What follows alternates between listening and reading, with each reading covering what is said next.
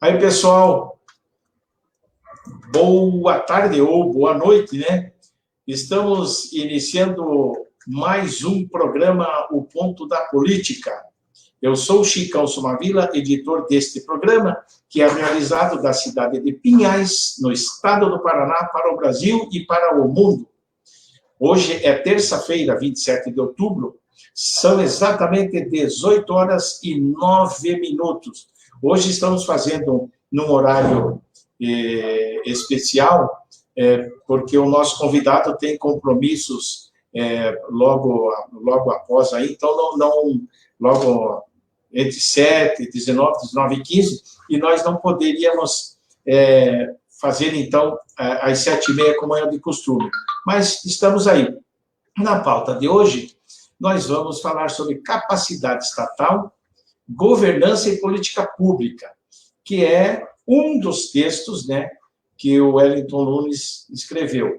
E eu sempre digo aqui, o espaço é aberto e democrático, e você pode participar com perguntas, observações, críticas e sugestões. E para falar sobre capacidade estatal, governança e política pública, na conexão está quem? Diretamente de Curitiba, Wellington Nunes, ele é cientista político, atualmente participa de um programa de pós-doutoramento na Universidade Federal do Paraná, onde atua como professor e pesquisador. Ele também é cofundador, colunista e editor-chefe do site Nuances, né? E entre eles, né, é autor, inclusive, de várias matérias e artigos relacionados à sua área, ciência política, enfim. E entre eles, este que estamos discutindo hoje, que vamos começar agora a falar sobre isso, né? Capacidade estatal, governança e política pública. Boa noite, meu caro Wellington Nunes. É um grande prazer ter você aqui. Tudo bem com você? Boa noite, Chicão. É um prazer estar aqui novamente. Eu agradeço o convite. E, enfim, vamos bater um papo aí sobre esses vários assuntos aos quais você se referiu. Ok, vamos lá, então. Então, nós vamos iniciar aqui. Para esquentar os tamborins, eu sempre puxo um assunto ou outro, mas hoje eu vou pedir para que você fale, você esquente os tamborins aí, falando um pouco sobre o Nuances. O que é o Nuances? É um site? Como é que é isso? Então, Chicão, o Nuances surgiu de uma ideia, já que vinha comigo há algum tempo, e eu acabei colocando isso em prática no começo desse nosso contexto de pandemia que nós estamos vivendo. Na verdade, eu edito, é um blog que eu edito junto com o Robson Pérez, que é um estudante de mestrado lá do programa de pós-graduação em Ciência Política da UFPR. E a ideia lá do blog é a seguinte: a gente basicamente trata dos assuntos que a gente estuda cientificamente. Da onde é o teu companheiro que edita o blog junto? Ele é aluno da UFPR, de mestrado lá, faz mestrado lá. E, enfim, a gente edita o blog juntos. A ideia ali é o seguinte: é tratar de economia e de política, que são os assuntos que a gente estuda já faz um tempo, mas tratar de uma maneira um pouco um pouco menos acadêmica, né? Uma linguagem um pouco mais acessível, menos cifrada, textos mais curtos e mais fáceis de digerir do que são, normalmente, dissertações, teses, artigos acadêmicos, essas coisas que, em geral, o cidadão comum não tem interesse nenhum em ler. Então, a gente tenta tratar desses assuntos de maneira um pouco mais, um pouco menos acadêmica, como eu falei. Então, o Nuance surgiu dessa ideia, de tratar de economia e política, que são assuntos que eu venho estudando há muito tempo, o Robson também, e os outros colaboradores do blog lá, alguns, inclusive, já estiveram aqui com você, né? Enfim, aí a gente trata desses assuntos aos quais a gente vem pesquisando tem um tempo, mas trata com uma outra linguagem, trata de uma forma um pouco mais, digamos, mais acessível, de maneira menos acadêmica, para, enfim, que o conteúdo tenha um acesso maior do que os textos acadêmicos, aquelas coisas que a gente escreve para a revista acadêmica, que, enfim, poucas pessoas leem, né? Basicamente, pesquisadores e colegas leem. Então, a ideia é essa, no geral.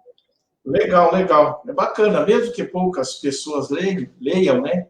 Mas sempre é importante. Sempre, o número de poucas a gente nunca sabe quanto é, né? Sempre o interessante é que a mensagem vá, né? Que a mensagem fique nas redes sociais, enfim. É muito interessante isso, né? E eu gostaria que se fizesse, assim, se puder fazer uma breve contextualização sobre capacidade estatal, governança e política pública, que é o título desse teu artigo, né? Então, o título do texto, Chicão, ele ainda tem essa coisa meio título de tese de doutorado, né? Que é um negócio meio assustador, assim, mas no final das contas são temas relativamente simples de serem entendidos e que estão aí no dia a dia das pessoas. Então, basicamente, esse texto aqui, ele tem um propósito que é o seguinte: a ideia é um pouco de discutir o processo de produção de políticas públicas, que nada mais é do que o Estado em ação, né, para usar uma citação já famosa da professora Celina Souza e tal, mas é isso, é quando o Estado, de fato, age para, enfim, prover os serviços públicos, para formular e implementar políticas públicas, os bens públicos que o cidadão tem acesso no dia a dia ou não tem acesso, né? Então, a ideia é um pouco isso.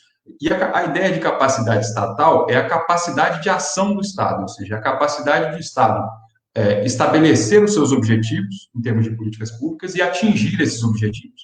Então, é a competência técnica, é a capacidade política, é a expertise, são as informações, são a capacidade analítica, né, a capacidade de diálogo com as partes interessadas, enfim.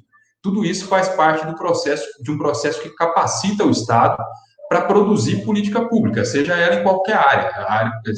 Nós podemos falar de política de educação, política de saúde, política de assistência social, enfim, políticas industriais, como eu estudei durante muito tempo, enfim, seja qual o tipo de política nós estejamos falando, essa capacidade técnica e essa capacidade política que são exigidas do Estado para implementar uma determinada política pública, elas são fundamentais para que a política pública chegue na ponta, para que o cidadão tenha acesso a serviços de educação, de saúde, de assistência social, enfim, para que essas políticas, de fato, se concretizem, né? Saiam do plano teórico e cheguem na ponta, cheguem na hora que o cidadão abre a torneira dele, tem água tratada, tenha saneamento básico, tenha escola pública no bairro onde ele mora, tenha posto de saúde, enfim.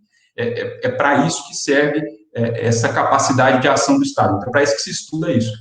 E essa noção de capacidade estatal, ela vem se relacionando nas últimas décadas, nos últimos 20 ou 30 anos, de maneira muito estreita com a noção de governança, que é uma noção muito comum no mundo corporativo, na administração pública e também na ciência política, na economia, enfim, no direito.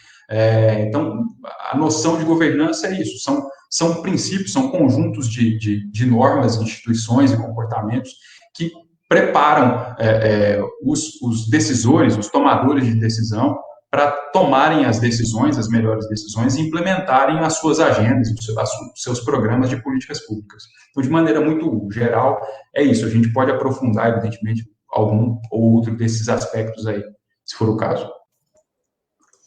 Perfeito, perfeito, legal. Assim nós vamos aprendendo aí com o cientista político Wellington Nunes, né? Wellington, nesse seu artigo, que eu vou mostrar já aqui também, você fala de vertentes, né? Macrosociologia e da microsociologia, vertentes que falam sobre isso. A macrosociologia, ela trata, né, ou se ocupa em analisar os grandes processos históricos, né? Enfim, um conjunto de coisas que compõem a sociedade, né?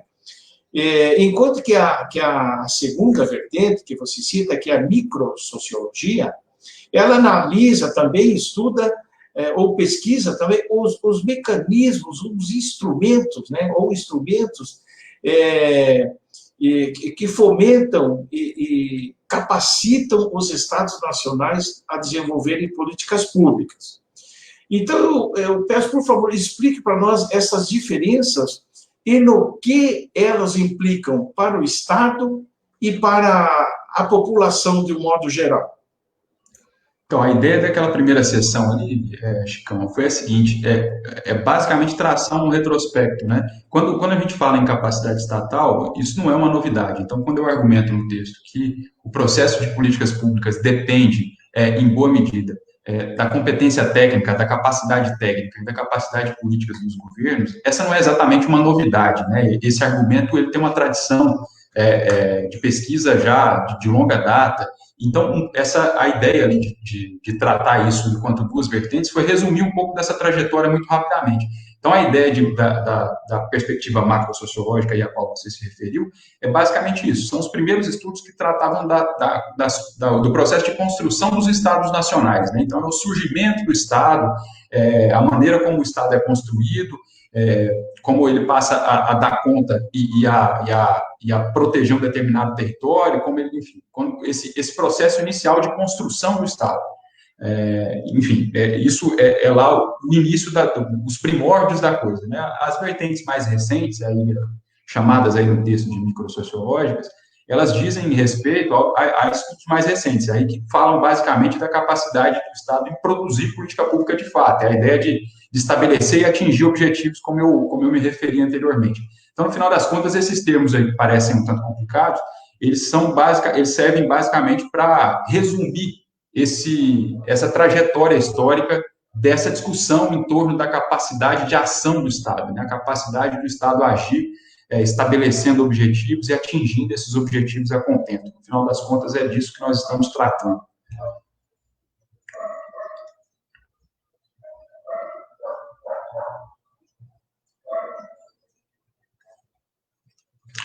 O seu áudio está fechado, Chicão.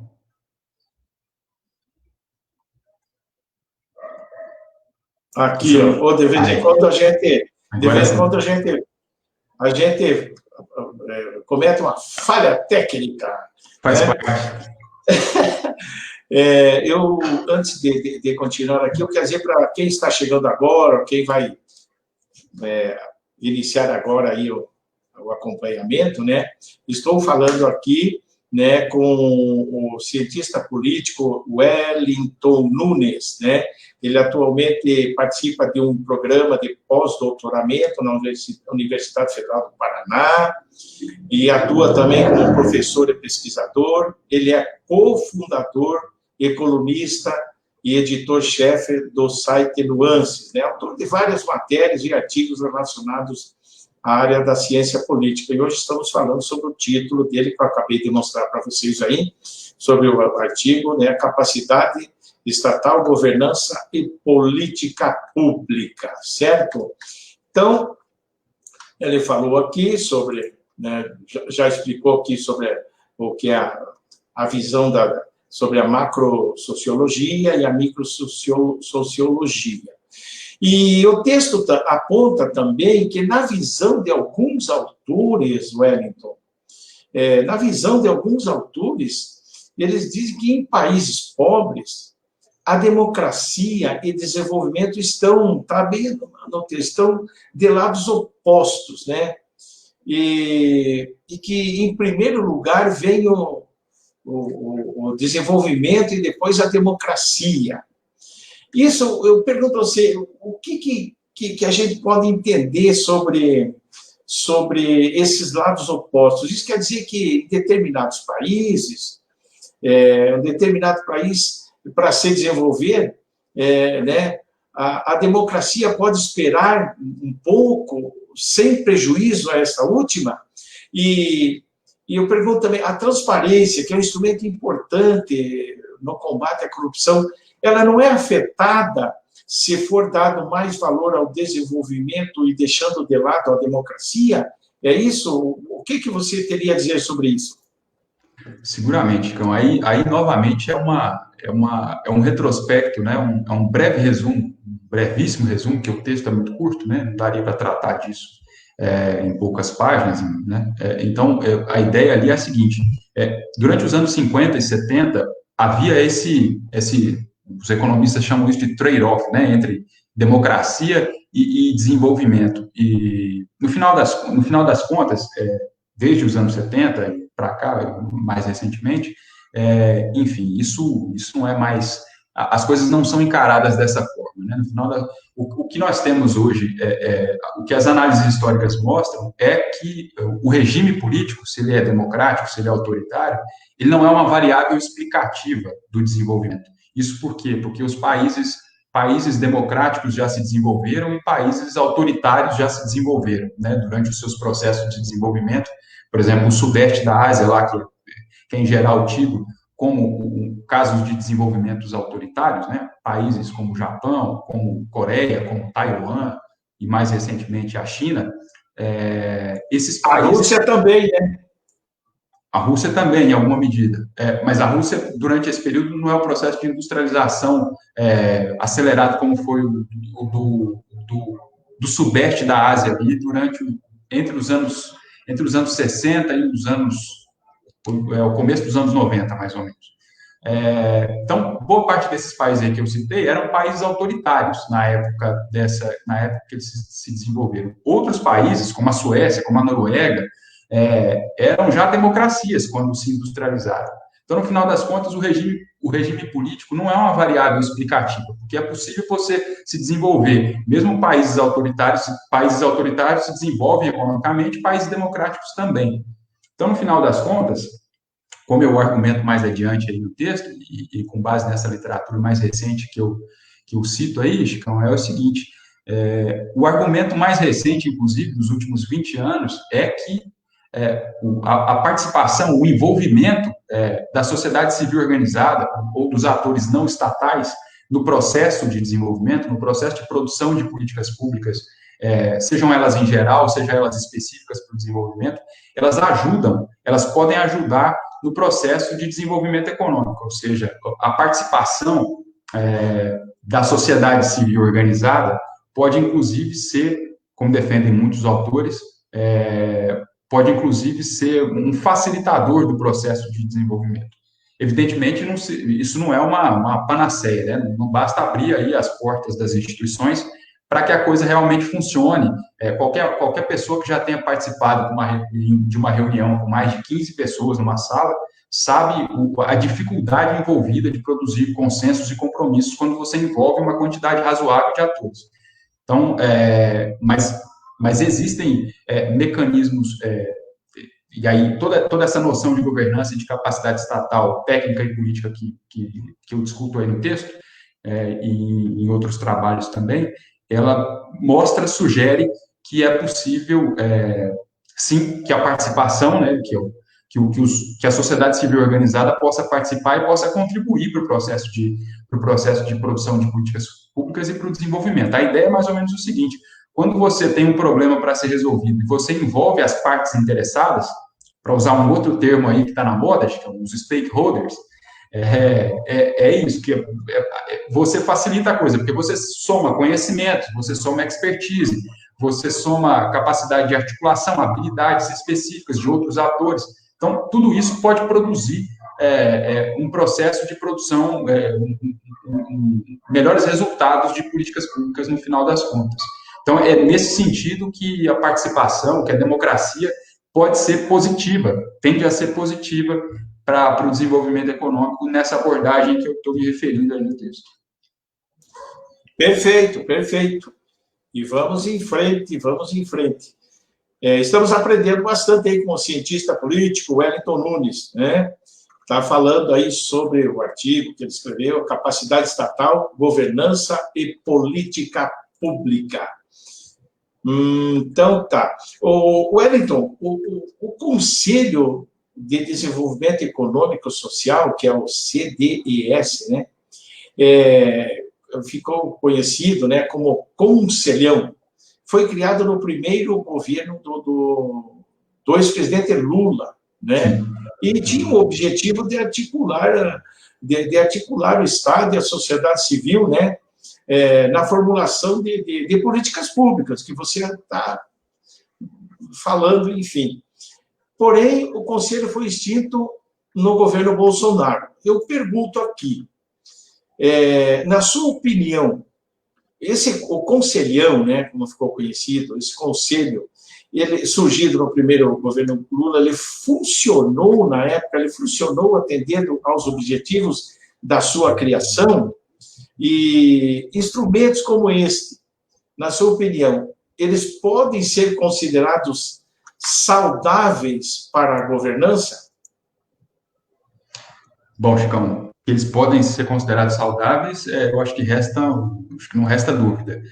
Agora, de fato, o conselho não funcionou para fazer aquilo que ele deveria fazer. O Conselho de Desenvolvimento Econômico e Social foi criado lá em 2003, como você se referiu, e a ideia ali era a seguinte, era basicamente produzir conhecimento e ajudar no processo de tomada de decisão em relação, sobretudo, às políticas, na linha de políticas relacionadas ao desenvolvimento, as políticas de promoção ao desenvolvimento, né? É preciso lembrar aí que a gente teve programas de política industrial nesse período, né? Entre 2004 e 2014, a gente teve aí 3 programas de política industrial focados especificamente no desenvolvimento econômico e industrial, a ideia era essa, pelo menos, no papel era isso, e o conselho serviria para ajudar nesse processo. A questão era a seguinte, o conselho, ele se tornou um órgão, ele foi criado como um órgão consultivo, então não era um órgão deliberativo, então as pessoas não se reuniam lá para tomar decisões, né? As pessoas que eram convidadas para participar daquele conselho, elas não iam lá para tomar decisões, basicamente elas iam lá para serem consultadas a respeito dessa ou daquela política, mas não era um órgão decisor, não era um órgão deliberativo, era um órgão apenas consultivo. Enfim, e aí, ainda durante os governos Lula, o Conselho foi esvaziado, muito em função disso, porque boa parte das pessoas que participavam daquele conselho começaram a perceber isso, que aquelas reuniões não tinham muita utilidade do ponto de vista da aplicação prática, né? Elas acabavam que elas não tinham a relevância que eles achavam que essas reuniões teriam. E isso ajudou a esvaziar o conselho ainda nos governos Lula. Durante o segundo governo, o papel do conselho o conselho aparece muito menos, e as reuniões, eu estudei isso um tempo lá quando estava fazendo a pesquisa do doutorado, as reuniões se tornam muito mais espaçadas. Durante os primeiros anos, as reuniões eram frequentes, enfim, o processo de produção ali, de conhecimento e de discussão era muito amplo. A partir de 2006, 2005, 2006, aí 2007 em diante, a frequência dessas reuniões diminui muito, começam a ser muito espaçadas, e o conselho volta basicamente a se reunir de novo, e aí ele adquire essa alcunha de conselhão a qual você se referiu, já no primeiro governo Dilma, com outro formato, com outro formato institucional, mas no final das contas continuava sendo um conselho consultivo e não deliberativo. Então, a experiência do Conselho de Desenvolvimento Econômico e Social, ela, de fato, foi uma experiência ruim do ponto de vista prático, porque o Conselho, enfim, não serviu para fazer aquilo para que ele foi criado, né? Que era basicamente para ser um órgão deliberativo para tomada de decisão na área econômica. Ele não serviu para isso. Agora, isso não quer dizer que órgãos do tipo que não possam ser criados e possam funcionar com o tempo. Se tem uma utilidade histórica aí, né, nesse processo todo, justamente um processo de inovação institucional. É uma coisa muito nova. Nós tivemos, o Brasil, todo mundo sabe, passou por um regime ditatorial aí de 21 anos, a gente tem uma longa história no Brasil de não discutir essas questões relacionadas à economia. Basicamente, essas decisões são tomadas, ou eram tomadas, e voltaram a ser tomadas agora, de maneira muito insulada, de maneira meio dentro de gabinetes, por alguns decisores especificamente. O Conselho foi uma tentativa de abrir um pouco isso, de tentar instaurar um processo de deliberação nesse processo decisório. De fato, a iniciativa naufragou, ela não foi eficaz, mas a inovação institucional é válida, e a gente pode, inclusive, usar a experiência daquele conselho para não repetir os mesmos erros em estratégias, em experiências futuras, né? Você pode pensar em criar um conselho ou algo do gênero, criar arranjos institucionais que sejam mais competentes, que tenham mais funcionalidade do que teve o Conselho de Desenvolvimento Econômico e Social, que, de fato, não serviu para aquilo que ele foi criado, né? Não cumpriu o objetivo para qual ele foi criado. Pois então, realmente, esse conselho mais ou menos funcionou igual a muitos partidos políticos ou muitas associações de moradores que fazem reuniões para marcar reuniões, né? foi mais ou menos, e claro, guardar essas proporções, né? Mas foi mais ou menos isso, né? Uma reunião para marcar reunião, só marca reunião, fala, decide, escreve-se ali, analisa, vai para o jornal, mas não davam assim um andamento nas políticas daquilo que era discutido ali dentro. Seria isso, Wellington? Esses conselhos aos quais você se referiu aí, a ideia de orçamento participativo, é outra coisa. Tem uma tradição de pesquisa grande na ciência política a respeito disso, em geral, quando os principais obstáculos que aparecem nessas pesquisas, é justamente isso, é a coisa de o cidadão participar, as associações de moradores, as partes interessadas, participarem basicamente enfim, consultivamente, né? As decisões são tomadas em outros lugares. Então, o cidadão, as pessoas que participam desse processo, elas não se sentem integradas, e elas de fato não estão, né? Porque as decisões são tomadas de fato em outros lugares. Então, as pessoas acabam desistindo de participar disso, em alguma medida, justamente por essa falta, porque elas enxergam que aquilo não tem utilidade prática. Então, essa é uma recomendação, essa é uma reclamação constante nessas experiências de descentralização de políticas públicas aí, que são muito importantes, né? Isso, a gente tem uma tradição grande disso, essa ideia de orçamento participativo e esses conselhos que se instauraram nas administrações municipais aí pelo Brasil, começou com Porto Alegre ainda no final dos anos 90, salvo engano, meados dos anos 90, isso se alastrou depois na primeira década dos anos 2000, tivemos experiências muito interessantes, evidentemente, mas uma parte delas que não funcionou a contento tinha justamente esse problema, a ideia de que a participação era um negócio meio decorativo, né? As pessoas iam lá simplesmente para tomar um café lá e conversar um pouco, bater um papo, mas tomar decisão de fato não funcionava. Funciona mais ou menos como algumas reuniões de condomínio aí, das quais a gente já participou, seguramente. Isso é verdade, realmente. Então, por isso que enfraquece, né? Enfraquece esses movimentos que nascem com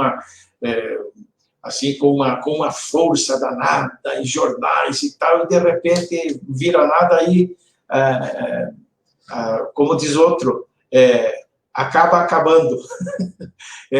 Né? Ou seja, não tendo aquela importância mesmo que deveria ter, né? Mas é interessante.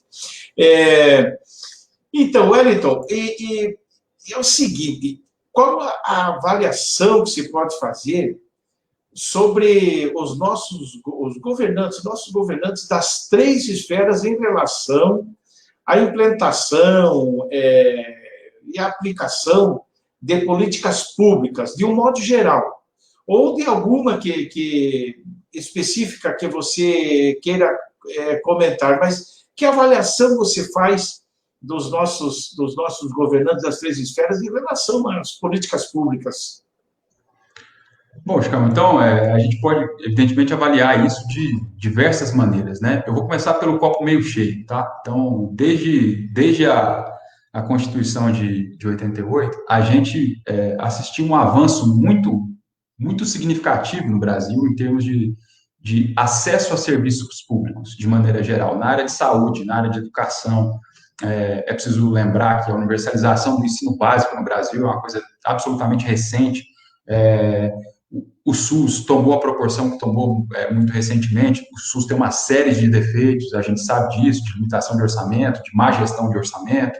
Tudo isso é verdade, mas nós estamos aí vivendo essa pandemia desde fevereiro aqui no Brasil, e seguramente, pelo menos as pessoas que entendem muito mais desse assunto do que eu, estão aí dizendo que, enfim, a gente teria um cenário ainda mais catastrófico do que o que nós tivemos, não fosse se a gente não contasse com um serviço de saúde pública como é o SUS, um sistema universal, enfim.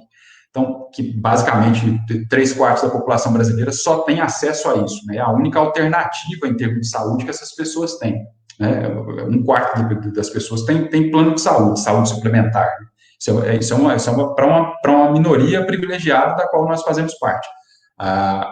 O grosso da população não tem acesso a essas coisas. Então, houve uma série de avanços em termos de saúde, no acesso aos bens públicos, de maneira geral, né? Os serviços de saúde, de educação básica, de assistência social, de seguridade social, tudo isso é verdade. O Brasil avançou muito desde a promulgação da Constituição, processo de estabilização monetária, de estabilização dos preços nos anos 90, avanço das políticas sociais nos anos 2000, enfim, a gente avançou bastante. Agora, do outro lado, do lado do copo meio vazio, Chicão, aí a gente tem uma série de problemas. E um pouco a ideia de escrever esse texto aí, que eu já tratei desse assunto em outros lugares, mas a ideia era justamente chamar atenção para isso. Evidentemente, as preferências das pessoas, as ideias das pessoas em termos de políticas públicas, elas são muito importantes e devem ser consideradas. Mas a gente precisa se atentar para isso, a gente precisa prestar atenção, entender que o processo de políticas públicas depende, além do político, da preferência do político e do eleitor, se o partido é de direita, de centro, de esquerda, é preciso que os governantes, que as pessoas que tomam as decisões, tenham o mínimo de competência técnica e o mínimo de capacidade política, de articulação de atores para implementar, para desenhar, para implementar e para avaliar políticas públicas. E nesse processo de produção de política pública, sobretudo no que se refere a questões mais contemporâneas em relação à avaliação, acompanhamento de resultados, a ferramentas mais modernas de avaliação de políticas públicas, nós vamos muito mal em muitas áreas. Então, a gente teria muito a ganhar, o processo de produção de políticas públicas no Brasil teria muito a ganhar se a gente avançasse em termos de competência técnica, de capacidade técnica e de capacidade política para produzir políticas públicas. A gente vem assistindo a avanços aí, como eu disse, nas últimas décadas, mas esse ainda é um processo muito incipiente no Brasil. Eu estava agora, na semana passada, no Congresso da Associação Brasileira de Ciência Política, tem uma mesa lá de Estado e Políticas Públicas, e aí eu aproveitei o evento para atualizar um pouco sobre essa literatura, as pessoas que estão pesquisando essas coisas, e, de fato, vi lá trabalhos comparativos muito interessantes sobre isso, e a gente está muito atrasado nessa questão, no processo, na gestão de políticas públicas, na avaliação de políticas públicas, esse processo de gestão, de maneira geral, a gente vai muito mal, a gente está muito atrasado nesse processo. O Brasil é um país pobre, carente de recursos, tudo isso é verdade, mas também a gente também tem problemas de gestão seríssimos e a gente teria muito a ganhar, seguramente, se a gente avançasse nessas áreas. Então, mais do que o que fazer ou quem botar lá no cargo público, é importante que os eleitores, os cidadãos e as eleitoras e as cidadãs comecem a se perguntar se o seu candidato preferido tem competência para fazer aquilo que ele diz que vai fazer, se ele sabe como fazer aquilo. Então, não é uma questão de o que fazer só, é uma questão de como fazer também, né? É preciso saber como fazer as coisas. Administrar um município, administrar um estado, um país, não é a mesma coisa que abrir uma padaria, uma loja na esquina. A coisa não é tão simples assim. Exige uma série de competências aí que precisam ser levadas em consideração para que o processo de produção de políticas públicas seja minimamente viável. Legal. Muito bacana a tua explanação aí. Eu quero registrar aqui também, curtiram aqui o nosso programa, o Agostinho do Aviário, e também a Luísa Fernando França, da Rádio FM Nova Pinhais, né? E estamos aqui falando com quem? Com o Wellington Nunes. O Wellington Nunes, ele é cientista político, né? E atualmente ele participa de um programa de pós-doutoramento na Universidade Federal do Paraná e atua como professor e pesquisador naquela instituição. E ele é cofundador e colunista e editor-chefe do site Nuances. Wellington, nós estamos aí com 35 minutos praticamente, né? Passou rápido pra caramba. E eu deixo aqui alguns minutinhos para você dar suas considerações finais. E se quiser puxar algum assunto que eu não puxei, ou alguma parte do teu texto que realmente nós poderíamos ficar falando aqui horas e horas sobre isso, né? Mas você também tem compromisso daqui a pouco. Eu deixo aqui uns minutinhos para você fazer, então, as suas considerações finais. Bom, Chicão, em primeiro lugar, eu gostaria de agradecer novamente o convite, a oportunidade de estar aqui falando para a tua audiência. Enfim, eu já estive aqui outras vezes e enfim, sempre um prazer falar sobre esses assuntos, né? Enfim, eu estudo política e economia há muito tempo e gosto muito, evidentemente, ninguém faz isso sem gostar. Gosto muito desses assuntos e é sempre interessante quando a gente pode bater um papo, conversar sobre essas coisas, como nós estamos fazendo aqui. Então, muito obrigado a você e a sua audiência aí por esse espaço. Em segundo lugar, eu não vou cansar muito também, não vou abusar da sua boa vontade e da sua audiência, então não vou me estender muito falando do texto, mas basicamente a ideia, eu acho que ficou claro que, em resumo, se a gente puder sintetizar o que nós discutimos aqui em boa medida, é isso, o acesso ao serviço público, né, a produção de política pública, ela depende de muitos fatores, mas ela depende, em boa medida, fundamentalmente, também da capacidade técnica e da capacidade política que os tomadores de decisão, que os políticos, enfim, que vão tomar essas decisões, que vão procurar implementá-las, eles precisam ter essas competências, precisam possuí-las para que, de fato, a coisa funcione a contento. Certo? Então, acho que é esse o resumo geral aí dessa questão. Eu acho que a gente tocou aí nos principais pontos e a gente pode tratar disso em um outro momento, com um pouco mais de tempo também, sem dúvida. Tá certo? Eu agradeço novamente e pelo espaço a você e a sua audiência.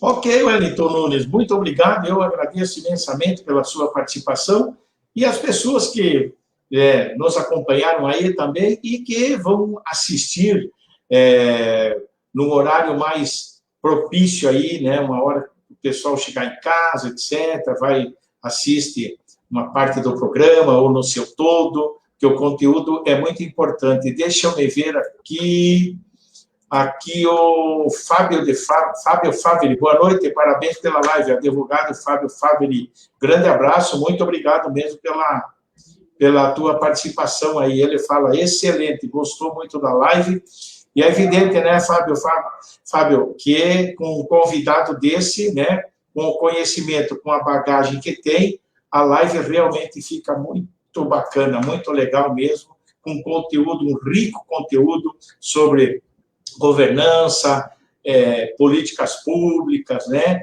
e também a capacidade, falando da capacidade do Estado em gerir políticas públicas, é aquilo que nós precisamos. No mais, eu agradeço novamente a você, Wellington, a todos que nos acompanharam,